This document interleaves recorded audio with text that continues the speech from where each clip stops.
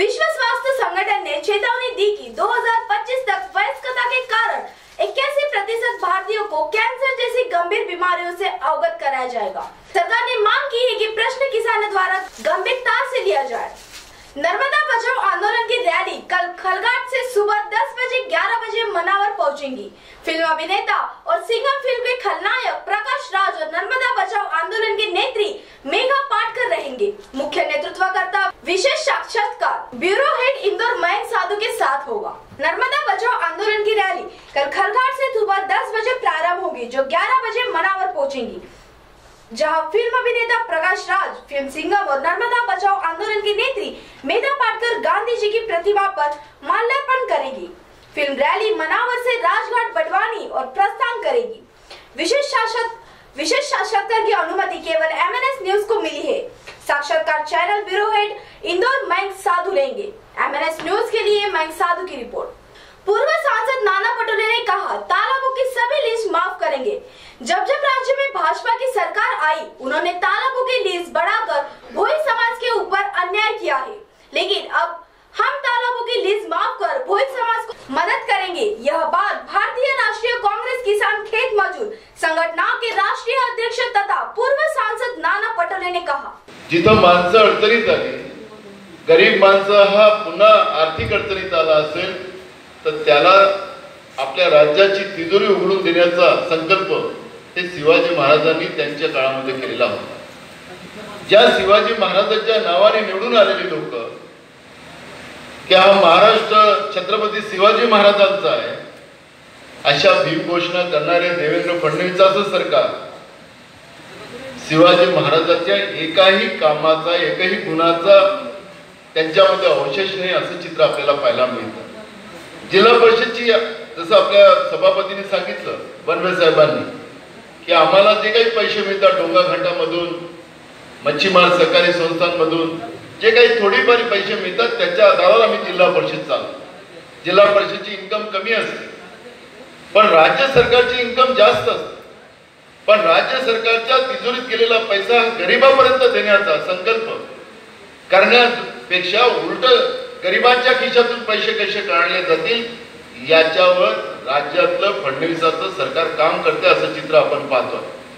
ज्यावेळेस राज्य सरकारने आपण जो काढलेला विलासराव देशमुख साहेबांच्या काळातला GR बदलवण्याचं धोरण सरकारने हाती घेतलं, त्यावेळेस फडणवीसांना आम्ही सांगितलं होतं की मी तुम्हाला मच्छीमारांसाठी योग्य GR करून देतो आणि वेळ आला तर राज्य सरकारच्या तिजोरीमध्ये मच्छीमारांच्या खिशातून पैसे नेण्याजोगी तुम्हाला दुसऱ्या मार्गाने आम्ही पैसे कसे येतील त्याचा मी मार्ग देतो। आणि अशा पद्धतीचा एक या गरीब माणसाच्या आर्थिक विकासाच्या दृष्टिकोनातला GR महाराष्ट्रामध्ये काढू अशा पद्धतीचा विचार मी फडणवीसांच्या समोर मांडला। फडणवीस म्हणाले की नाही नाना, आपल्याला या कमिटीमध्ये तुम्हाला राहता येणार नाही। मी सांगितलं, रे मी खासदार आहे, मला या कमिटीत राहता येत नाही असं काही धोरण तर होऊ शकत नाही। पण त्यांनी आपले बगल बच्चे त्या कमिटीत बनवले आणि त्यांनी सांगितलं होतं की GR काढण्याच्या पहिले तुम्हाला दाखवला जाईल आणि त्याच्यानंतर आम्ही GR काढू। त्यांनी न दाखवता GR काढला आणि 30/7/2017चा GR हा 2095च्या काळा GR पेक्षा भयानक काळा GR राज्य सरकारने तुमच्या आमच्या समोर पाठवला। वे भंडारा जिले के साकोली में भोई समाज द्वारा आयोजित सत्कार समारोह में बोल रहे थे। भंडारा जिला परिषद द्वारा जिले की मछली पालन सहकारी संस्थाओं की 1 साल की लीज माफ की गई है। एक तरफ भाजपा की राज्य सरकार ने तालाबों की लीज चौगुनी बढ़ाई, जिससे मछली पालन संस्थाओं पर भारी अन्याय हुआ था।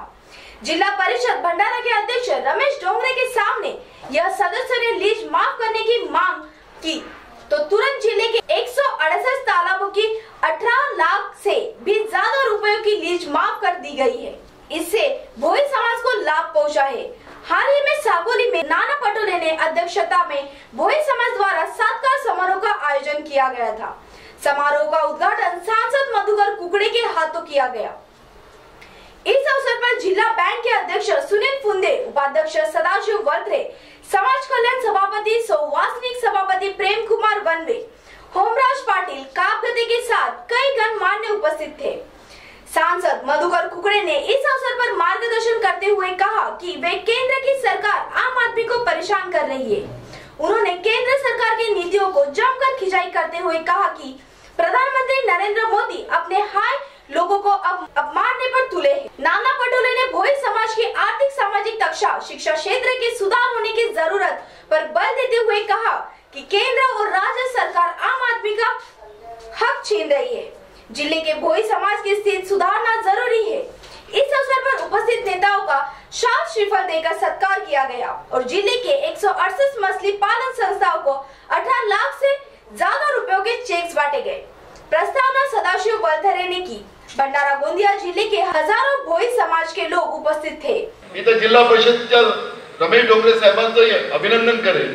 आमच्या सगळ्या जिल्हा परिषदच्या सभापती आणि जिल्हा परिषदच्या सदस्यांचं अभिनंदन करेल की त्यांना मी सूचना दिल्या की सरकारचं जी आर काही निघो पण जिल्हा परिषदचं जी आर आपण धोरण स्वीकारायचं की आमचे जे तलाव आहेत ते जुन्या लीज पद्धती आहेत त्याच पद्धतीने घेतले गेले पाहिजे।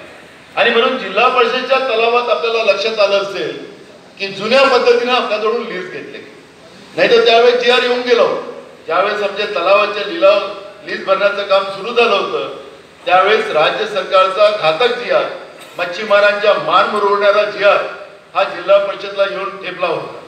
पण आम्ही त्या काळात सांगितलं की एक पैसा सुद्धा जास्त घ्यायचा नाही, जुन्या पद्धतीनेच पैसा घ्या आणि आपण घेतलं।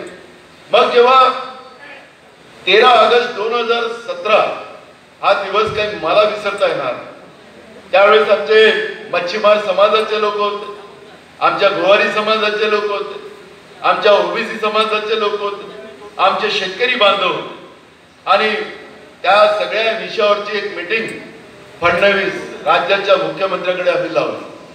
मग सेक्रेटरी असतील सगळ्यांना आम्ही तिथं बोलवलं आणि बोलवल्यानंतर मच्छीमारांच्या प्रश्नावर चर्चा सुरू झाली। मी त्यांना सांगितलं मुख्यमंत्र्याला की तुझा जी आर कसा घातक आहे आणि माझ्या मच्छीमार समाजाला कसा उद्ध्वस्त करताय याच्यावरचं एकूण एक त्या जी आर मधले मुद्दे त्या मुख्यमंत्र्याला समजून सांगितले। मुख्यमंत्री म्हणाला की मला जी आरच माहिती नाही, जिल्हा परिषदच्या तलावाला हा लागू होत नाही। मी त्याला सांगितलं की बघा तुझा जी आर याला लागू होतो। मग त्यानं एक शुद्धीपत्रक काढलं नंतर आपल्या त्या जी आर मध्ये की जिल्हा परिषदेच्या तलावाला हा जी आर लागू होणार। भंडारा ब्यूरो चीफ निशात लांजवार की खास खबर। तो खबरों में आज के लिए बस इतना ही। MNS न्यूज लाइव देखने के लिए MNS Hindi application play store से आज ही डाउनलोड करें और हमारे चैनल्स के अपडेट देखने के लिए हमारा YouTube channel MNS news live को आज ही सब्सक्राइब करें। तब तक के लिए नमस्कार।